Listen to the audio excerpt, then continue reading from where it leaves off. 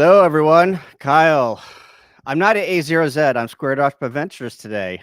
Welcome to the channel. And we have Casey from Wilder Adventures below me. Hey, Casey. What's going on? So you have all tuned in we've got this new app that Casey has programmed. If you've not subscribed to Wilder Adventures, the link is in the description below. I suggest you go down and hit the subscribe button on Casey's channel. I love Casey's channel. He does a lot of outdoor stuff, van stuff, doing some van builds, which I enjoy. So Casey, why don't you tell us a little bit about your channel first, and then we'll get into the app here. For sure. I have to say that Kyle just reminded me that we met a year ago at an overlanding show, and so it jogged my memory. So that's cool. Small world. We have our channel is called Wilder Adventures. My son's middle name is Wilder, Henry Wilder, so it's named after him. Oh, cool. We started it during COVID. It was 2020. We bought a 20-year-old Class A motorhomes, like the big bus kind. And it was before Henry started in public school, and we remodeled that thing and started traveling, not full time, but very, very long term in it. I'm a software engineer, as you probably guessed. Yeah. And so I was at the time running my own business, and I was able to work on the road. And we were just like, man, we were big consumers of YouTube. I haven't had cable television or satellite or anything like that in probably 15 years.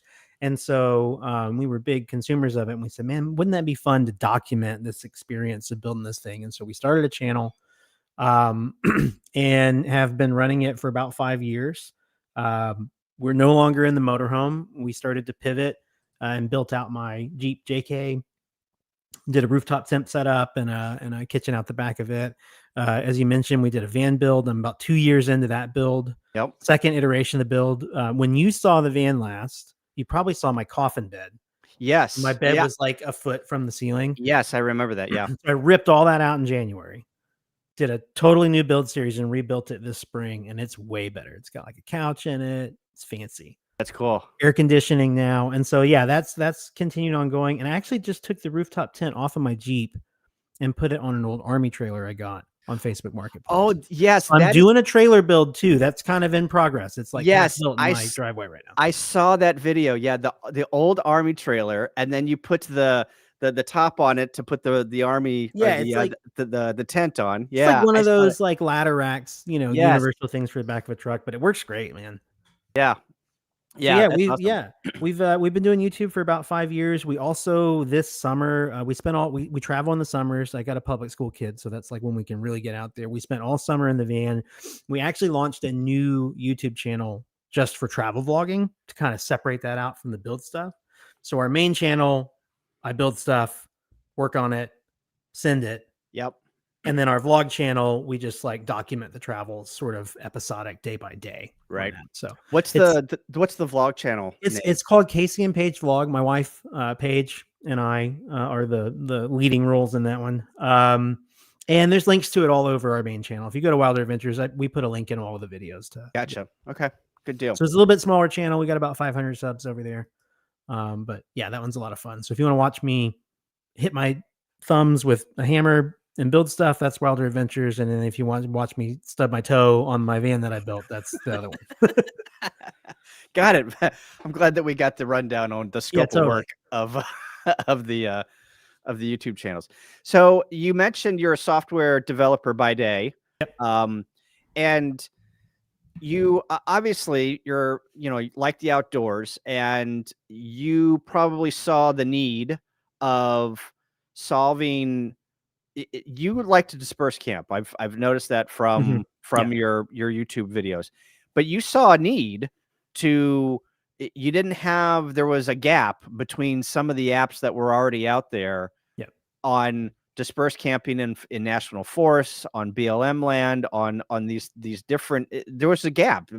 I don't know how else to say it, but so you decided to take it upon yourself to build an app, and you created the Dispersed app. So, tell me like why I think I probably summarized it, but tell me why you decided to go down this route and build this app. I've actually been thinking about it for years. Oh, wow. For like a couple years, it's been marinating in the back of my head that I wanted to build something in this space, and mostly because I'm interested in it and I care about it. I felt like I could do a good job at it. I Uh-huh. actually specialize in geospatial software. That's where my background is. So Gotcha. mapping related software. Yeah. That's what I've been doing for about 15 years. So it was kind of Um, already in your wheelhouse. You just needed to migrate it over to like an outdoor app, right? Correct. Yeah, I've built a lot of apps like Yeah. this. Gotcha.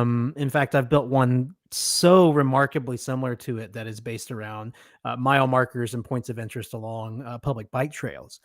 Oh, And okay, I did cool. that for a customer. I ran a consulting business. We built map-based software for clients for about 10 years. I ran that business.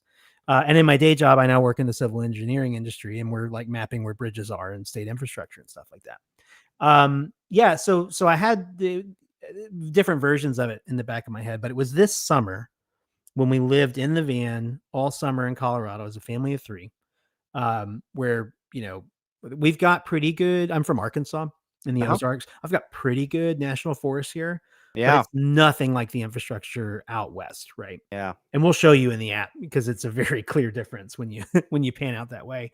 But one of the things that we notice when we're out there is when you're living, it's like full-time living. When we're out there for 70 plus nights this summer, you kind of need to see everything. I want to disperse camp, but some nights I'm willing to pay because it's where I Yeah. need to be. Right. And sometimes I'm in a private campground, sometimes I'm in an RV park. I want to kind of see everything, but I'm really biased towards wanting to get out in nature. I really like dispersed camping, and I'm a huge advocate around our public land. Okay. Yeah. And so this is a thing that is not unique to public land. It's not unique to this agency. There is a ton of geospatial information that is collected up, maintained, and made public by the US government. It is also really, really terribly inaccessible. Okay. And I kind of addressed this. I made a video Yeah. about the app on my channel. Yeah. Like if you show these kinds of things to people that work in those departments, they go, "We already have that," but you actually have to like have a geospatial bachelor's degree to be able to interpret and work with this data and do something with it. And Yes, I totally agree. Yeah. so what I've done, like the core thesis of this application, if you will, is um taking information that's already publicly available and just making it accessible, because I believe in accessibility of our public land. But Period. Full stop. Right. yeah. And Basically just dumbing it down for people that don't understand what that data means, yeah, and putting it in a format that I can consume on my phone. and curating it. Right. I took these Yes. data Yeah. Yeah. sets and I filtered out probably 90% of it. Yeah. Right. And like some of these data sets are wild. The National Park Service maintains this data set that it's inclusive of national park, but also national recreation areas, national monuments. There's a whole lot of stuff under the National Park Service that isn't the main national parks. And then like the assets that are like geographically located, the little points on the map. I mean, I've got individual fire rings on points in this app from Oh some of my it. gosh. So I had to Wow. filter out like telephone poles and like all kinds of stuff that were in these data sets. But Holy moly. fundamentally, that was the concept. Is I wanted to make it accessible because when you're out there and you use, I don't want to like call out too many of the competitors in this space, but anyone who's gone out and done, if you've downloaded apps for this, there's a handful that you've probably used. Uh-huh. And most of them rely entirely on user submitted data, which is great because that's Yes. where you get these really awesome dispersed sites way out in it that people have dropped pins on. Yes. But as far as all the like developed infrastructure, and I don't necessarily mean, there's developed campgrounds that cost money and stuff too, maintained by the BLM and National Forest Service, but there's also like dedicated dispersed areas with numbered sites, but it's still primitive camping. It's still way out there. Yeah. Those things aren't on Google. Okay. You have to rely on, hopefully someone has put a pin on those other apps to contribute it for you to find it. You Yep. can't search it on Google Maps to find it. You can find it on the BLM website or on the National Forest website, but like go try and do it. It's like, what forest are you in? Pick Yeah. it from a list. Here's a list of 70 campgrounds alphabetically ordered with no spatial information about where the hell they are. Yep. Getting from one to the other might be a 7-hour drive, right? Yep. And again, it's the same information that drives that website is what I'm pulling into this application, but I wanted to make it accessible and usable and start with like exhaustive coverage of the public land and then start layering the user submitted data on top of it. But the foundation is the exhaustive coverage of the public infrastructure. Yeah. There's nothing worse than switching between 2 and 3 apps, Google Maps, you know, some of the other applications over there that play in this space, just to find a single campsite that's near to you. Whenever I'm like, it shouldn't be this hard. I remember many years ago being in Uray, and I spent like, a lot of time out there this summer and I struggled. yeah, exactly. Yeah, I just wanted to find a quick campsite, and I'm like, I had to go through 3 different apps because nothing satisfied what I was trying to look for. Sure. And like, you know, it's and the other problem with the user submitted stuff, and that I aim to do something about with the user submitted content within Dispersed, the app that I'm building, is it really has to be moderated and curated, because a lot of those apps are being used by, I think, a different user than I anticipate being one of the folks that use my app, which are people that are like living full time in a van, whether they're on public land or not, which is like, and then I don't have a dog in that fight, right? But it's a different thing that I'm going for. I'm really about getting access to the outdoors and public land. The problem is when you like kind of mix those audiences, you know, if you're using iOverlander, for example, you got to filter through a whole lot of stuff that's like a pin drop that's like, hey, camped behind a dumpster, didn't get arrested, 5 stars, right? Right. And like and stuff that's not public, but people pinned because they were either able to get away with it or whatever. But that's not the audience that we're going for here. And I'm not saying anything bad against that audience. It's just like there's other apps for that. This is not what I intend for this to be, because curating it specifically to the public land, I think, is more for the outdoor enthusiast rather than like the person that is the vehicle living enthusiast, if you will. Yeah. There's different applications that cater and have a strengths in kind of what you were talking about. Again, you know, State at This Loves, you know, they're okay with 24 hours, whatnot. But then sometimes those and when I was traveling in my big Class A motorhome, loved it, needed that. I wasn't getting up all these forest roads in my 35-foot long 12,000 pound bus, right? And so like I was doing a different kind of travel then. Yeah. But I mean, there is an application, and there is a need for that type of information. But then also, whenever I was in Uray, it was like, hey, I just want to, like, you know, travel 5 miles out of Uray and find a forest road with a fire ring so I can set up camp. And I knew that there were probably 50 sites around, but nobody had submitted that user pin or that location on the application that I was looking at. And it was just frustrating because I'm like, I know it's out here, but I didn't know where to go search because I didn't know the area. I was relying on users to show me where things were at, and that application failed in that aspect. Great camping out there. It's all national forest. You have to know that, first of all, right? Where am I?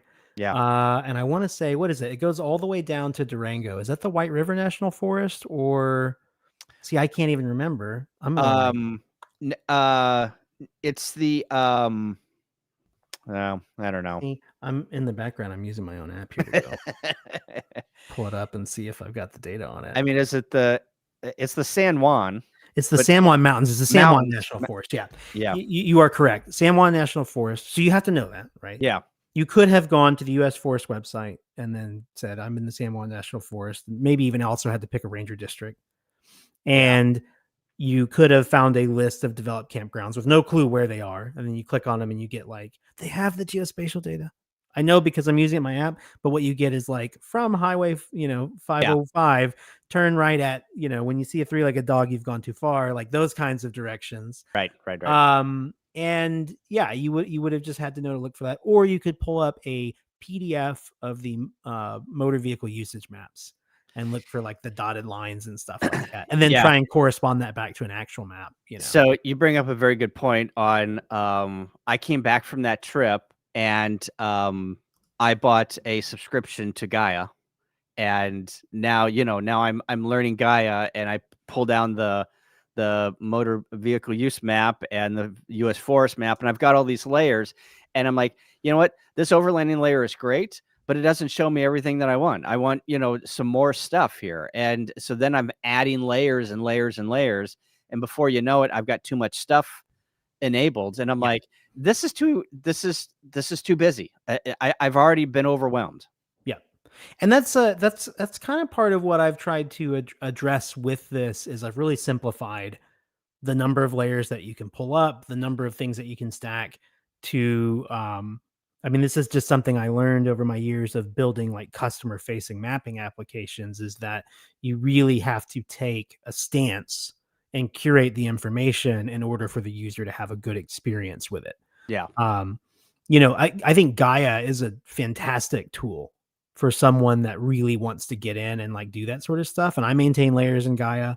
I've got a whole back office for everything I'm doing that I'm running in QGIS and stuff like that. But like, I live in that world. Like, I want to run a spatial union query against it and figure things out. But even when I'm out there, not when I'm sitting in my van wondering where I'm going to make dinner tonight, you know what I mean? Yeah. Like, and I got to find the spot. I just want to pull up the app and go to it. And so, Yeah. I just want it to be easy. Exactly. And that takes work. That takes like really deliberate planning to actually make it easy. Intuitive is not easy. Intuitive is hard. Having a product that works with less buttons on it is actually harder than the product with more buttons, in my opinion. Yeah. Gotcha. Yeah. Very good. Okay. So we kind of promised a demo. So tell me, before we get into that, tell me what state is the app in? I know that you just launched it, but I think you've got a beta program running? We're in a public beta right now, so it's Okay. not launched. You can't go download it unless you join the beta. The good news is everyone that's listening can go join the beta right now. The website is dispersedapp.com. Or you can go to my channel. I'll post a link in the chat, like whatever's easy. But there's a form that you can sign up for. And if you sign up for it, I'll get you in the beta because we still have some slots available. Yeah. I think the link is in the description for the application. You go there, you go to the website, at the very bottom, there's a form you fill out. Tell me whether you're on iOS or Android, and I'll send you a link after the stream today. And so we're in a public beta. The app is not live for you to download yet. We have to go through this beta process with the app stores for at least 14 days for Google. And I forget what the requirements are for Apple. So I anticipate we're probably going to be in beta for about another 30 days. The folks that are in the beta right now have been fantastic. We've got a Discord server going. You'll get details for that in your invite email. And everyone's doing a great job of like finding bugs. And so I'm glad that we're not live because, I sent out pretty much the mass amount of emails for the beta. Most of the users got invited yesterday. So we're very early in having other people in the application here. And for about half the day, you couldn't actually submit any content. I was like, where's all the content? They're not submitting. And it was broken. And that's why we do beta tests. Yeah. So, Gotcha. So that's where we're at. I expect that probably around the 1st of November, we'll be ready to go live. Yeah. And you'll get everything that I'm about to show you. So perfect. You want to do a demo? Yeah. Let me pull it up. Okay. Let's see if we can get this streaming on the old Video Ninja here. All right. You let me know when you can see that, Kyle. Yeah, hang on. I got to change. Okay, got it. We're live. Cool. All right. I'm going to pop over and look at the stream here too and make sure we don't have any comments that will you help call out any questions? Yes, I will. I will. Feel free to drop them out and I can pull them up. We got a little bit of a delay on our end, but I'll be able to hopefully pull up and show stuff if people come in. So this is fundamentally it. I'm going to zoom out a little bit. You're looking at, you're roughly centered on Denver here in the map. So what you can see here is essentially clusters of different camping areas that we have. And so everything's color coded. Everything in green is going to be U.S. Forestry Service. Everything in orange is the Bureau of Land Management. Everything in blue is the National Park Service, inclusive of all of the things that they manage underneath that in the Department of Interior. So think like National Recreation Area, National Monuments, wildlife refuges, Gotcha. Yeah. national rivers, riverbanks, things like that are all under there. And so we've got a set of filters. If I tap on the little filter icon down here at the bottom, you can filter that to a particular agency.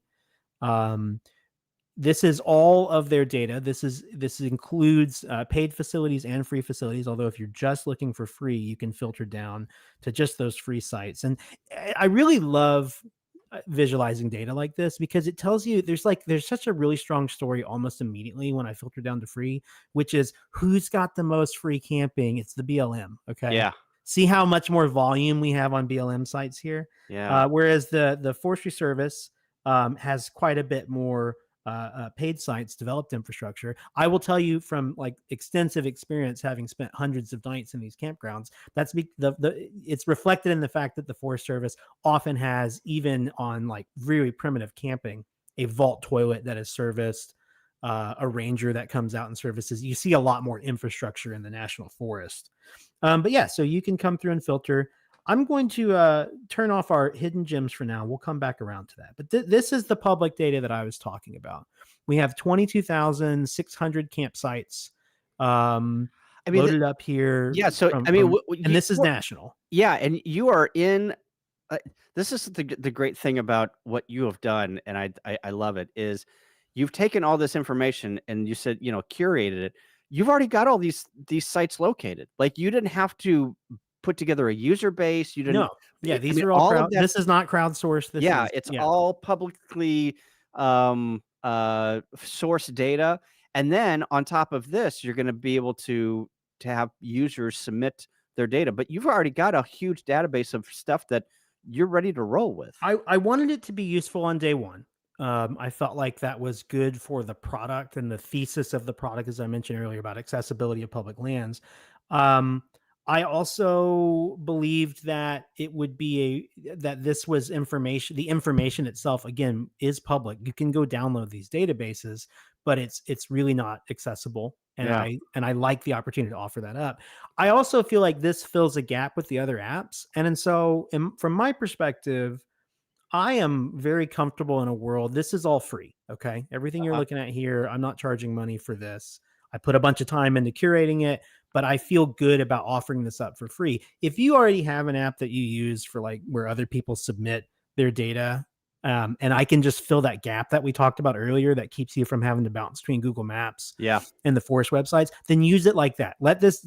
You're down to 2 apps instead of 10, right? Yeah, right. And I'm totally happy with that as an outcome. Now, I, as a person that's passionate about building software and an entrepreneur, am going to work really, really hard to convince you to use my app exclusively and offer value-added benefits for stuff like that. But I think I'd be perfectly happy with a world where I had 1 million free users using this app just for this information. I would feel really good about the service that I was doing. Yeah. And I would probably be able to convince a few of them to pay for our premium services to keep the servers running. I feel pretty confident about that.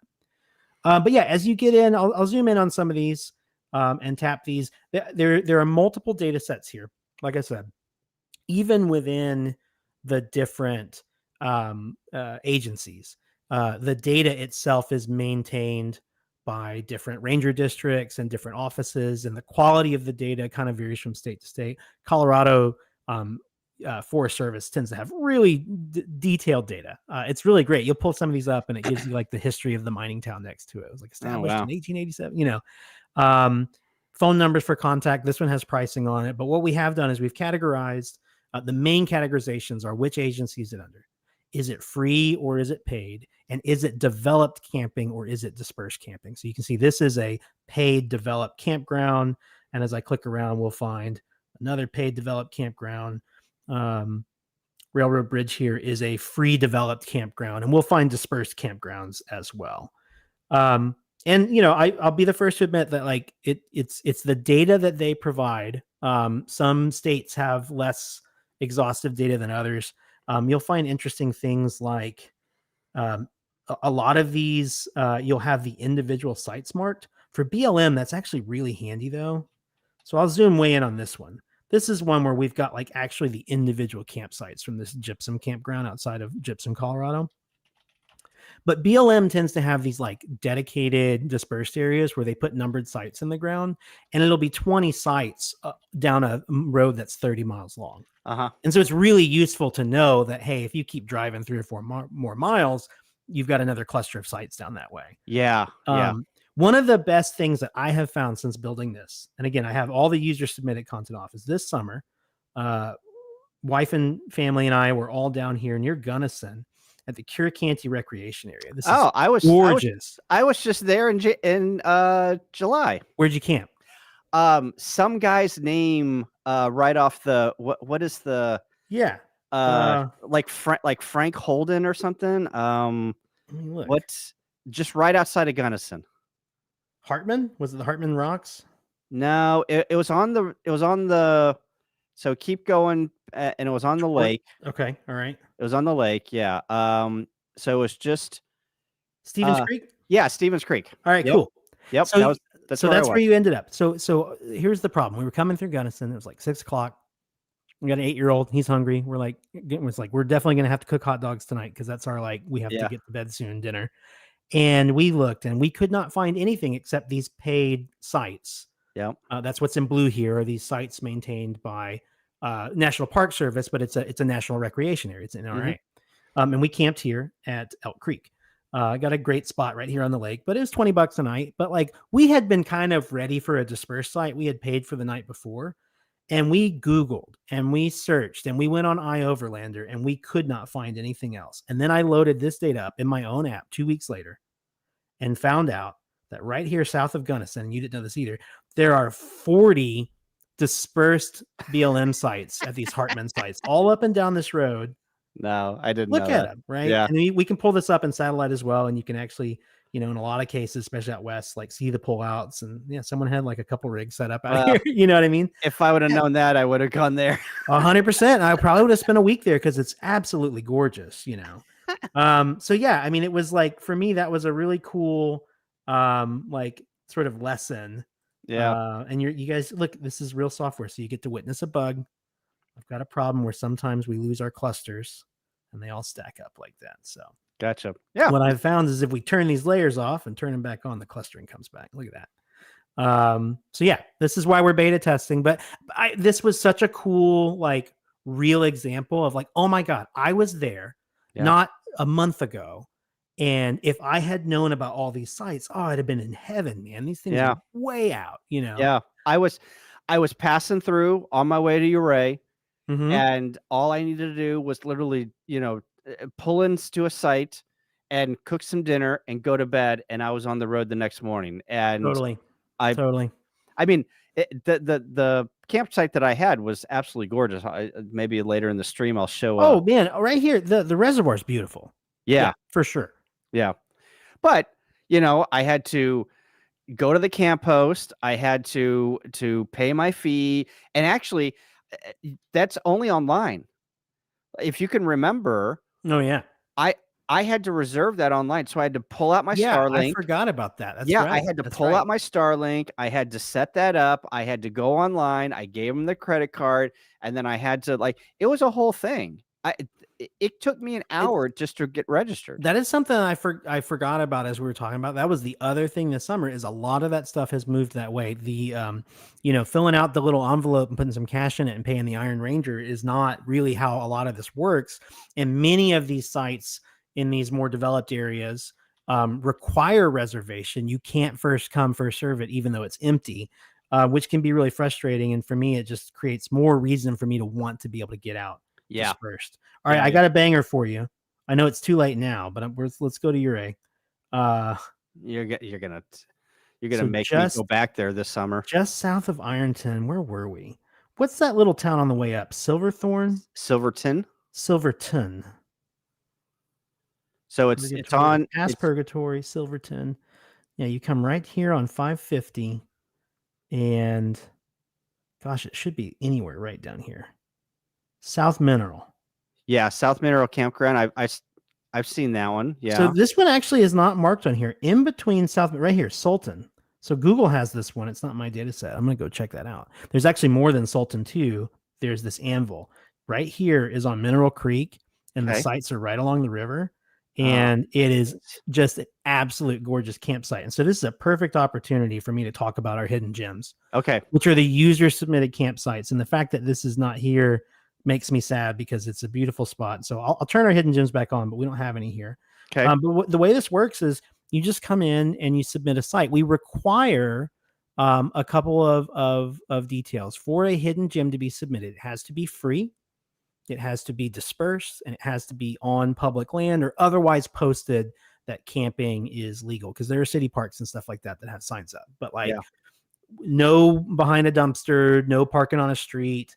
And if it's a paid campsite, an RV campground, stuff like that, we can already Google that, right? Yeah. This is, I really want, and by the way, these submitted sites are part of the premium service. You pay, I kind of think of it almost like a membership club. Have you ever done Harvest Hosts with your trailer, Kyle? I have not. No. I used to do it in the RV all the time. You're paying to be in this, membership group that gives you access to a list of places. That's kind of how I see this. And the reason why I justify that being the paid part of the application is we're moderating this and making sure the quality is good, and that takes time and money. Yeah. So now I'm gonna do something really risky, and I'm gonna pull up my photo library here on the stream. You can leave it up. I feel confident because this was such a cool spot, and I know I'm gonna be able to. It wasn't that long ago that we were on the road. So let's see. Here we go. That's Colorado. That's Leadville. When were we there? That's Crested Butte. That was on the way back. Oh, Crested Butte. Crested Butte, man. We came back through Gunnison. Let's see. That's Mesa Verde. That's Ouray. So Yeah, it would have been. This was no. So we're just looking at photos. This was the amphitheater campground up above. Oh yeah, up above it. Yeah. That's where we were in the van. Those sites are so small, though. They were tiny, man. Especially my big van here. But look at that view. That was where I was working that day. I was working on. That was like one of the first days I was kind of working on the app. I was sitting right here in this view, looking at the mountain. So now we're just going through Casey's photos. Check this out. Right on the water. Oh my gosh. Okay. That's a free campsite. It's free. I'm not 100% sure about this fire ring being that close to water. I want to say it's supposed to be 20 feet away from the water. So we tore it down. It was obviously one that had been built after the fact, but the site is there. But that fire ring shouldn't have been that close. And so we're big about that. If someone builds a fire ring right on the water, it's supposed to be 20 feet back. If we can tell it's brand new and it hasn't had many fires built in, we'll tear it down. Yeah, and make sure that we're not getting these places shut down. I mean, look at that picture. It was amazing. Okay, so I'm putting this in right now. Yeah, so this is part of that hidden gem end user submission to submit. Anvil Campground right on Mineral Creek. Yeah. So will there be a way that I have? I'm talking about overlander here.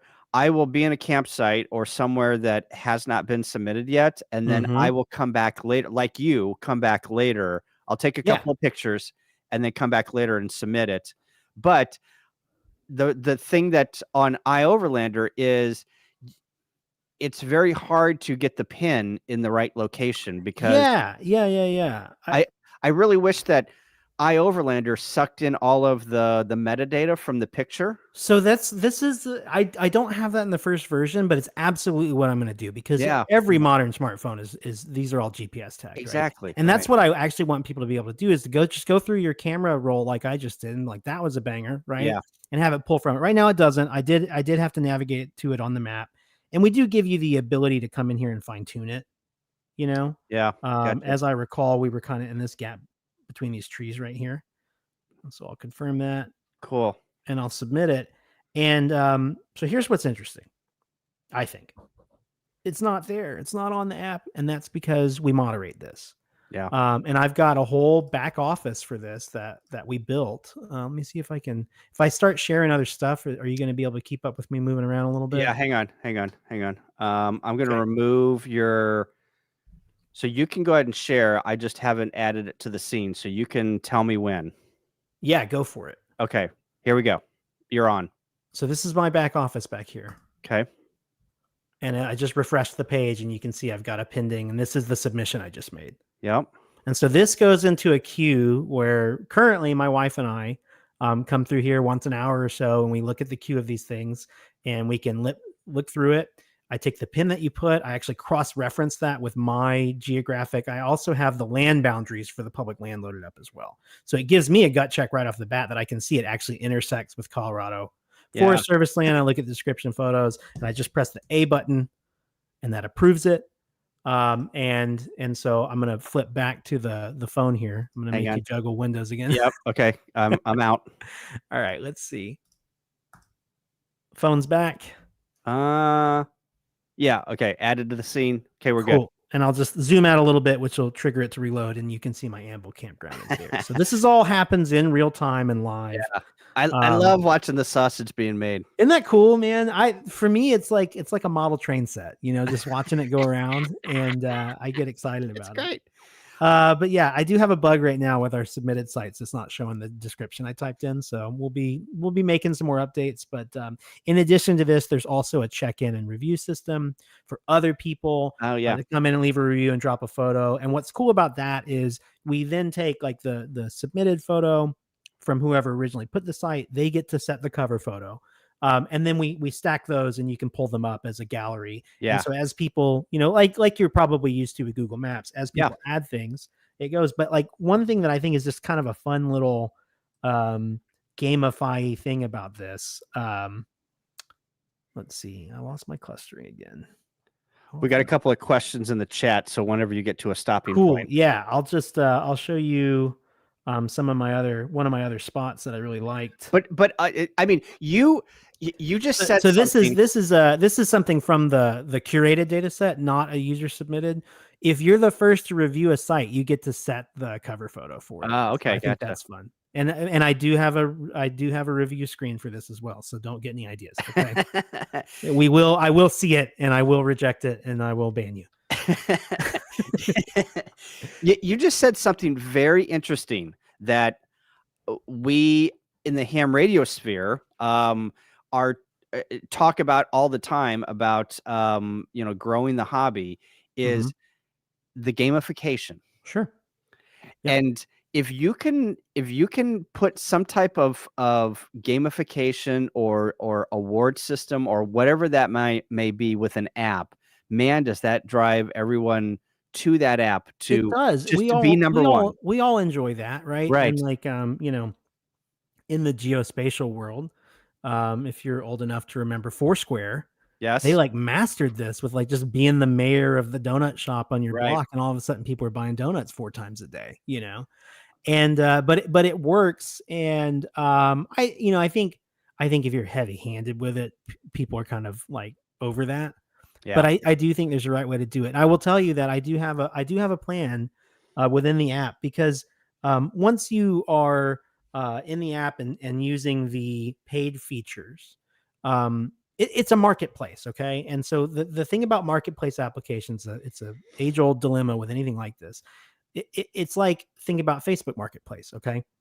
You go like, hey, we're going to build this thing, and it's going to have a bunch of old junk cars that you can buy super cheap and build dumb camping rigs out of it. And then someone like me goes, that sounds awesome, I'm in. If I go to it and there aren't any old junk cars, I go, this is lame, and I walk away, right? Yeah, right. And so in order to get users to transact, you also have to have users transacting. It's a chicken or the egg type problem. And that's what this is. Part of loading the public data in here, I've got the screen share on my screen, and I keep trying to click on it, but I actually have a real phone in my hand here. Part of having the public data in there is, first of all, we've preloaded the marketplace with something that's actually valuable, right? But we still have to incentivize people to add sites. We're doing a promotion right now for everyone in the beta. I'm giving away a free year of the premium features if you load 5 sites in. Yeah. And I'm doing that for the first 1,000 users, which lets me guarantee essentially that by the time we're ready to launch, when this thing is like significant, by the time that promotion ends, we will have 5,000 users submitted campsites. How do I, at that point, then what is the incentive to keep going and keep adding stuff? And I'm looking at a progression system. I'm looking at things like, we have an offline mode where you can go in and you can download stuff, right? You can see here. And we have some technical limits, and we have some licensing limits through our mapping partner of how much we're allowed to let you download. But and it costs us money. We have to license that. And so part of what I've decided to do here is we set some limits on it, some sane limits.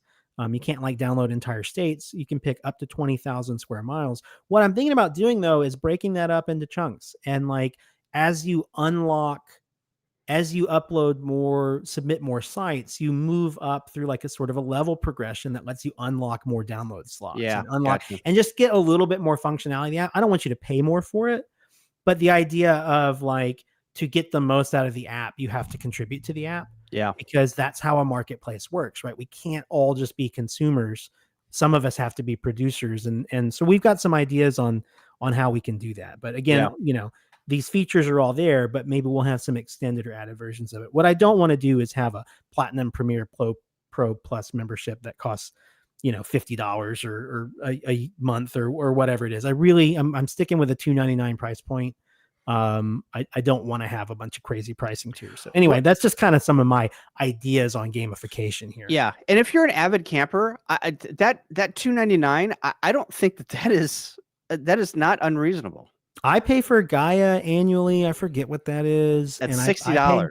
I pay for $60. Onyx. I still have a Harvest Host membership. I need to pare some of this back, but yeah, I spend probably like $200 a year on this. Right. And so, but, I mean, if you're dispersed camping, you're saving on camping fees, right? You can buy the app all over the place, That's one of the reasons why this is important to me is I don't mind paying for camping and you have to get out there. But like what I really am trying to do, because I'm a math geek, is like, what's my average nightly rate, Right. And I'm trying to get through the summer with an average nightly rate of $12. It's like, tell me anywhere you can go and see the best nature in the world and spend 3 months doing it and spend $12 a night. Like that hotel does not exist, Right.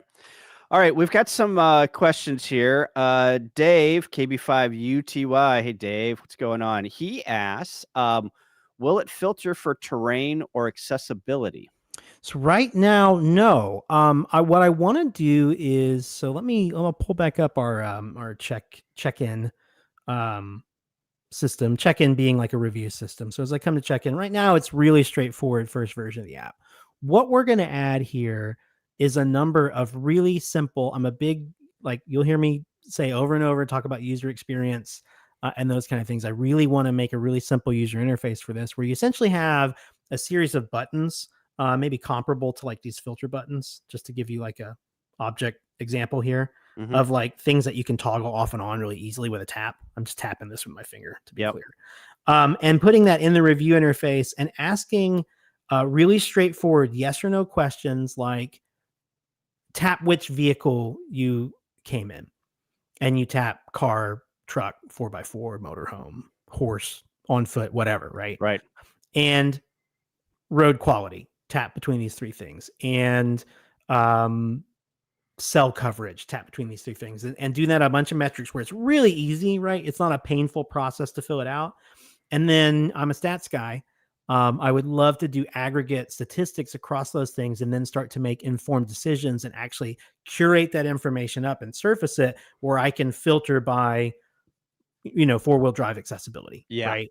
And things like that, where we can say, hey, reasonably, like nobody's made it to this campsite that wasn't in a 4x4, right? Yeah. We can probably make some decisions, or maybe the better way to look at it is like, we've got 7 check-ins from cars. This is not a 4x4 only road, etc.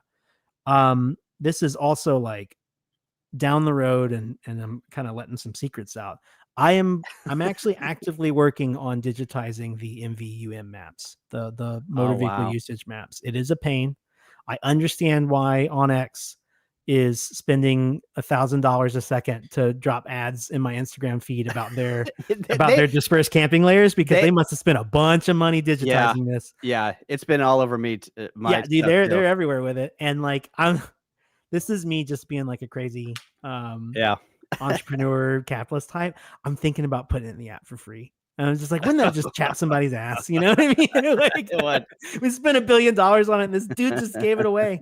But I'm thinking about figuring out how to put that in there. But yeah, I do want to get a little bit more of the road data type things, because I think that is really useful. When I was in my big motorhome, we still liked to boondock, but it was way more important compared to when I'm out in my Jeep.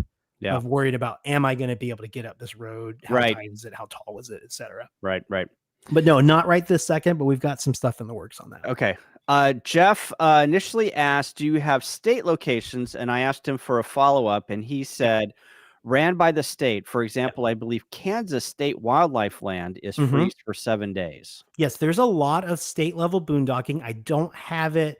I started with what I could get at federal level, but again, the fundamental thesis of this application is that I want to make public land accessible, and if it's free to camp on and maintained by some government entity, I want it in here. Yeah. It's just going to take me time because all of those data sets, when you get down to the state level, kind of like at the federal level, you're at the federal level, but you don't necessarily get a data set. You get a data set collected by the feds, but what you get is a bunch of data input by individual states. Yeah. And gotcha. so like for everything in this data set that I had to split 50 different ways, take that down to states and counties. And now I'm splitting it 7,000 different ways potentially.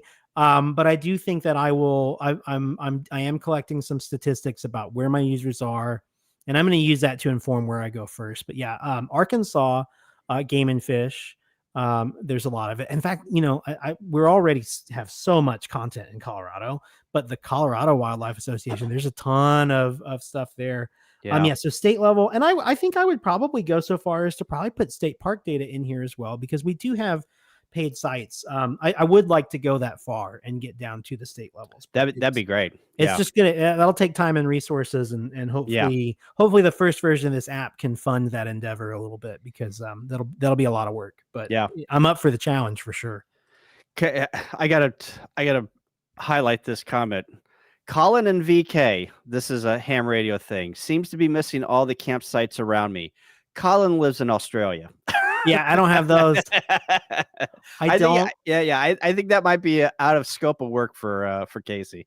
There's nothing that stops you from submitting hidden gems. There's nothing that technically stops you, except for my wife and I going, "What the hell is this?" when it shows up in the list. But yeah, there's nothing that geographically forces you not to do that. So you're welcome to submit some and maybe bootstrap it. I have got Crown Land in Canada is a top request. Crown Land in Canada, Australia, and I got another international request for public land. And so I would love to, the data's out there. My experience working with government data outside of the US is that actually outside of the US, it tends to be a lot better organized. I love working with European geospatial data. They just, they just get it. Well, this is one of those things. It was invented here. And things that were invented here in the technology world tends to be a disadvantage. And so it's the reason why you can go to many small towns here in Arkansas and not be able to get like 2G cell phone service.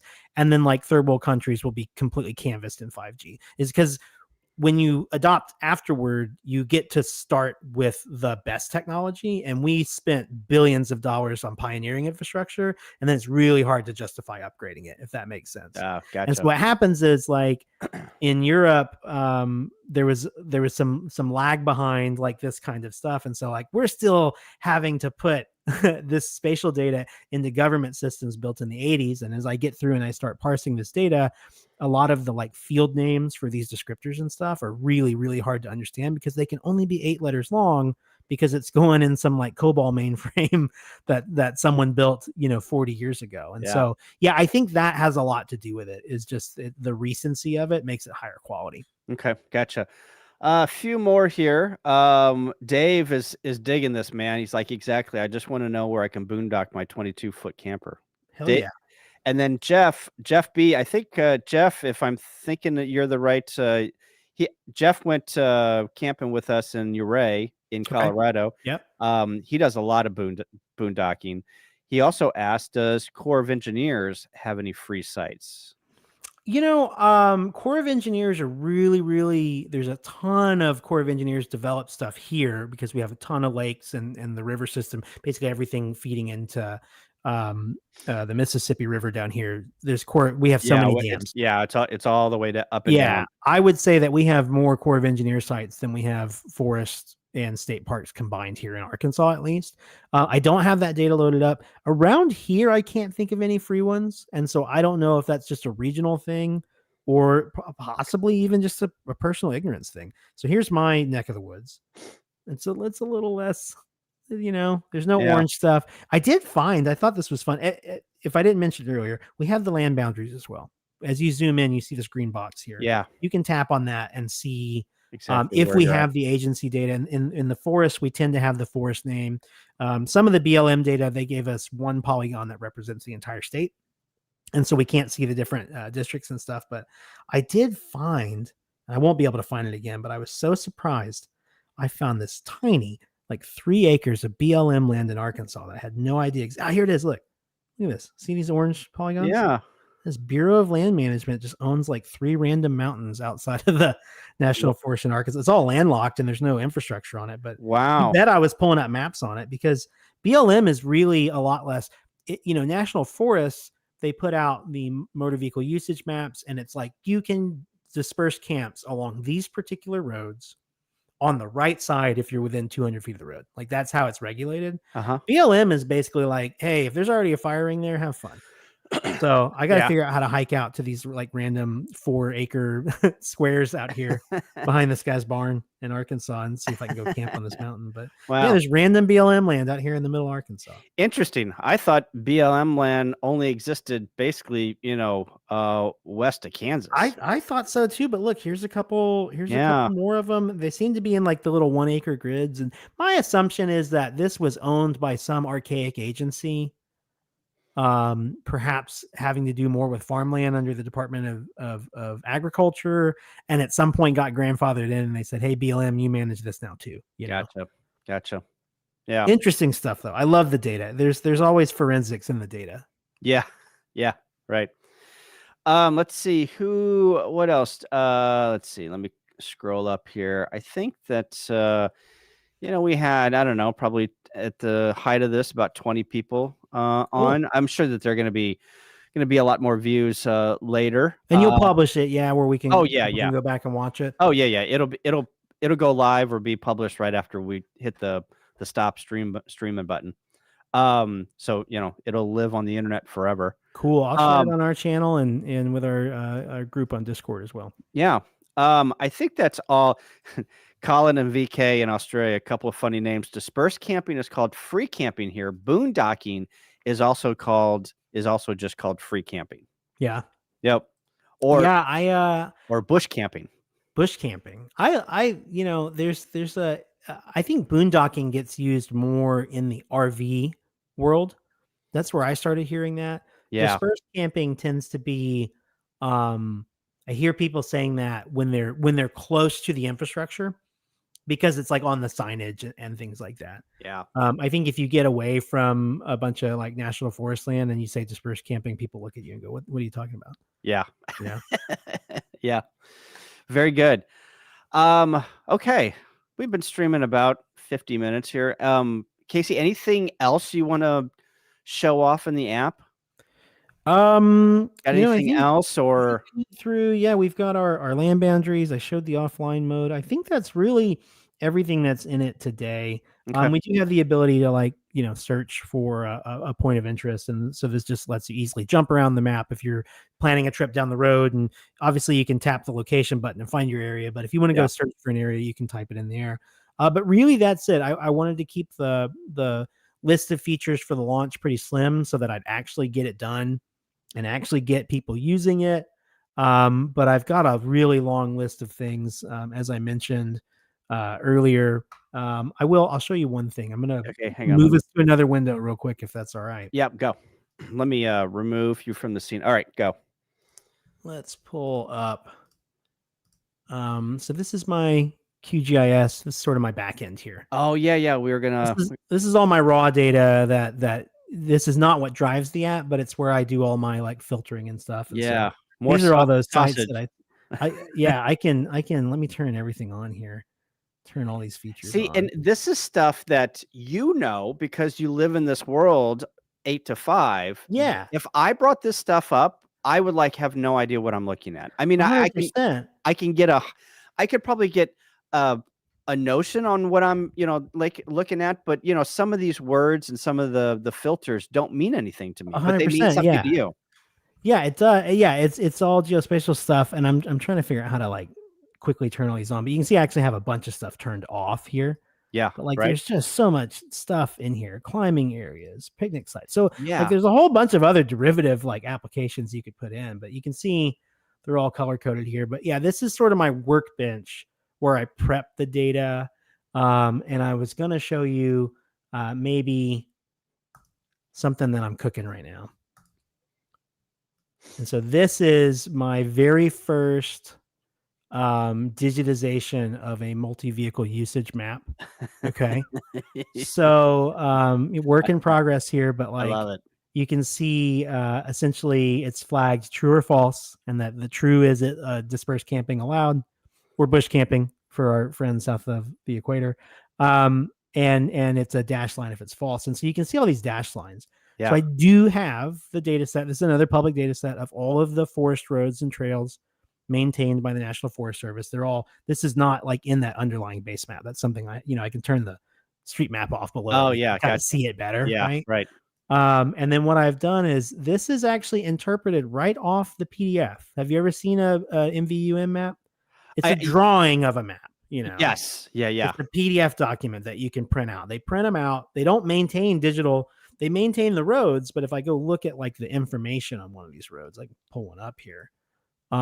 We can see a lot of interesting stuff. This is what's in these databases. Oh wow. Herman Gulch. I can get a road number, segment lengths. I assume this is in miles. Open dates, seasonality, forest name, all this stuff. Dispersed camping. Wow. This one actually says dispersed camping false. Oh, I'm sorry. I see now. That's my. I add. See how their stuff is all caps. These are Yeah. my added derivative stuff. I have decided that it's false. But the way this is being done is actually like, yeah, you wouldn't believe it. It's like it's on a map. It's a picture of a map.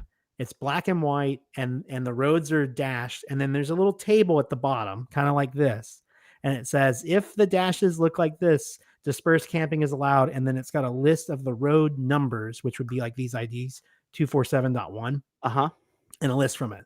And I'm using optical character recognition to parse that, turn those numbers into actual values that I can then search this data set, finding the matching roads that intersect with the polygon of that thing. And this is how I've done it. It took me about, once I wrote all the code, I was able to process this one ranger district in this one national forest in about 10 minutes. Yeah. I've only got 600 more to go. So wish me luck. So does every single section require a change in the code? Possibly. Yeah, possibly, gotcha. Right, because they are maintained by the individual ranger districts. There's some amount of consistency, but like I had to put eyes on it, and like I wish that I could just have AI figure it out, but I can't. I have to guide it, and there is a human in the loop kind of trial and error process. And again, this is why Onyx is trying to get everyone to buy their dispersed camping layer, because they probably spent a couple $1 million like putting people on this. I think I can do it more efficiently than a big company can, because I love this stuff. I started writing software in the newspaper industry, which is a really weird place to do it. But like, all we were doing was like pulling mugshots out of really terrible Word documents from the local county jails, and stuff like the Freedom of Information Act, where basically every time we got information that we wanted to put online, people gave it to us in the worst format they could think of to make it harder for us. And so this is kind of a superpower for me.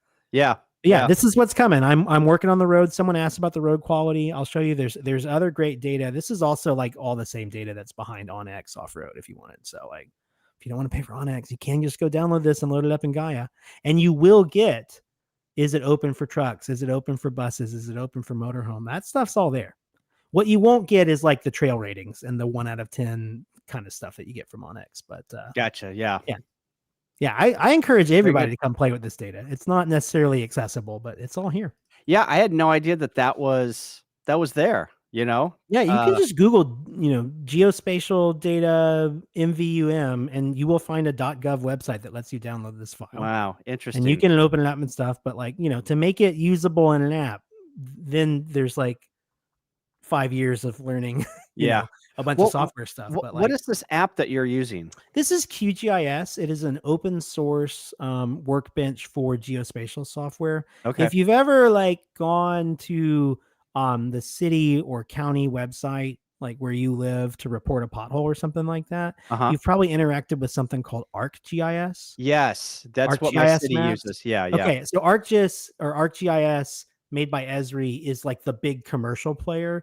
This is just an open source free version of essentially the same thing. It's a geospatial database, and you can do all kinds of really interesting operations like taking shapes and figuring out how they connect to one another, and just there's a whole lot of geometry and math that you can do on these things. Yeah. Which is how I was able to these road numbers overlap in every national forest. And so I had to do some spatial work to make sure that when I was matching to this forest, that I was actually working within that forest, because the first time I tried it, I lit up, 700 roads across the country with this number on it and labeled them as dispersed camping. So rest assured that I'm working hard to not send you up the wrong dirt road.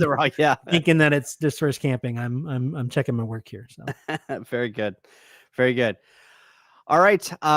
We've hit an hour. I've tried to keep my streams. I've only done a couple of streams on this channel, but on my ham radio channel to an hour. Seems that is the limit that people seem to have attention spans for. Well, and I'm a talker, man, so you got to shut me up or I'll just keep going. So. I love it. All of this info is great. It's I love how you showed how the sausage was being made. I love the back ends of different applications and whatever the case may be. So that's great. I love it. Yeah, there's always more than you think. You know what I mean? Yeah, you pull back a couple layers of the onion. There's a lot of moving pieces. Exactly. People don't sometimes realize how hard, you're just a one-man show, and you've got you and your wife, and and I've got a day job. I'm a CTO. I've got a whole team that I manage. I work on this. I drop my kid off at school at 8:00 in the morning. I work on this till 9. I put him to bed at 8:00 at night. I work on this till midnight. Yeah, we're getting into your coding time right now.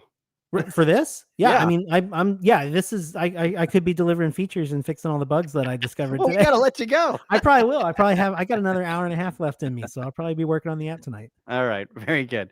Wilder Adventures YouTube channel down into the description. Also, all of Casey's info, the Dispersed App link is down in the description below. There's a Discord. Sign up for the beta. You'll have to go back. If you're just now joining, you have to go back and figure out where the perks are at, because we talked about the perks. Yep. So you're going to have to take a look at that. But again, Casey's a one-man show. If, it's a beta. Don't freak out. Don't freak out. We're working on it. It's okay. It's going to be okay. Someone found that like 15 spots in Montana that were like 10 miles off of where they're supposed to be. And I still haven't figured out why it happened. I think it might be crappy government data, but I want everyone to know, and there's a disclaimer in it, we're still working on it. But I've gotten a lot of messages from people that are saying I'm taking it out this weekend.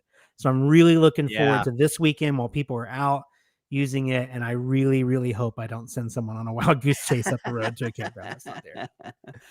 All right. Very good. Well, Casey, thanks for coming on the stream. Appreciate it. And on the channel. And maybe, I hate to put you on the spot, but maybe in a couple of months, 3 months, after you've done some updates, maybe we can come back and you can do another tour of all the things that you've updated and maybe do an update. I'd love to. I'd love to do a follow-up. I really appreciate you having me on. It was a lot of fun. Yeah, very good. All right, guys. Thanks for hanging out, and hit the subscribe button, hit the like button, go down and subscribe to Casey's channel, Wilder Adventures, and thanks for hanging out. See you guys later. Thank you.